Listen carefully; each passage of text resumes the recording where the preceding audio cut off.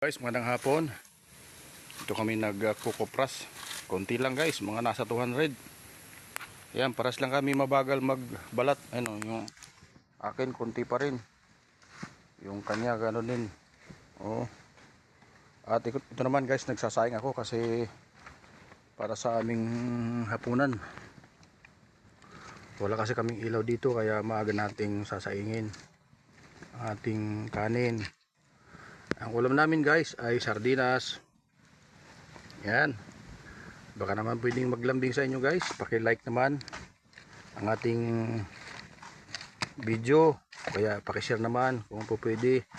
At magbakas lang. At siguradong kayo ay aking mababalikan. Yan. So dito po kami sa isla ngayon. Ito po yung aming lugar. Ito po yung aking bahay. Bahay-bahay, kubo. Parang bahay ng aswang. Ayan o. Siyempre mahirap lang tayo. Kaya ganoon talaga. Pero pag surutin tayo sa pag-vlog, papatayon ko ito ng dito White Castle.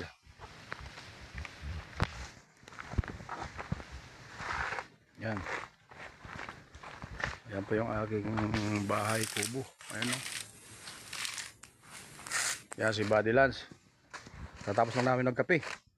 Okay na Utoy, tama na yan. Mag-relax ka na. Okay, para bumatiyay. Yan guys, nagsasaing po ako ng kanin para sa aming hapunan mamaya. Dito kami matutulog mga guys. Kasi hindi namin pwede iwan to kasi baka nakawin, sayang naman. Pinagpaguran namin. Oh. Ayan guys, kagubatan na yan, gubat na yan, kakahuyan. Nakakatakot lang dito pero siyempre kasama mo ang Diyos, hindi ka dapat matakot. Ayan. So siguro sa sunod na mga buwan ay after 3 months makakapag-kupras ulit kami. Konti pa lang guys ang namumunga kaya konti lang ang aming na-harvest. Ayan, mga nasa 200 lang yan siguro. O wala pa. Ito pa lang yung aking nabalatan. Ayan, paras lang kami kasi baguhan. Di marunong pa gaano. Ayan guys. Ayan, dagat na yan oh. Ayan oh, inaan dyan, dagat yan. Malapit lang po kami sa dagat. Ayan oh. Ayan, dagat na po yan dyan. Bakawan yan dyan, bakawan. So, nandyan po yung aming bangka na service sa lugar na yan. Ayan, ayusin pa namin ang aming paglulutuan ng kopras.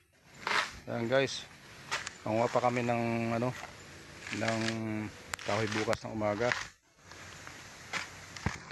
At ito yung aming ilaw mamaya, meron kaming solar.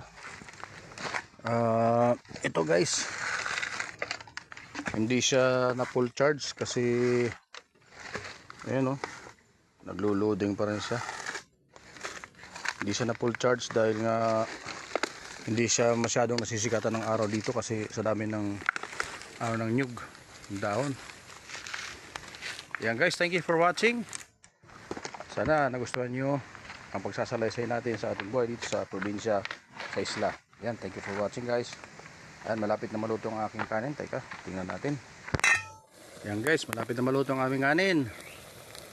Ayan, ang ulam namin guys ay sardinas. Ganyan lang po ang buhay namin. At meron kaming sili. Ayan guys, thank you for watching. Ayan, malapit na maluto ang aming sinaing. At mamayang gabi magsisiga naman ako ng mga tuyong dahon ng nyug para maitabo yung lamok. Thank you for watching. God bless. Bye bye.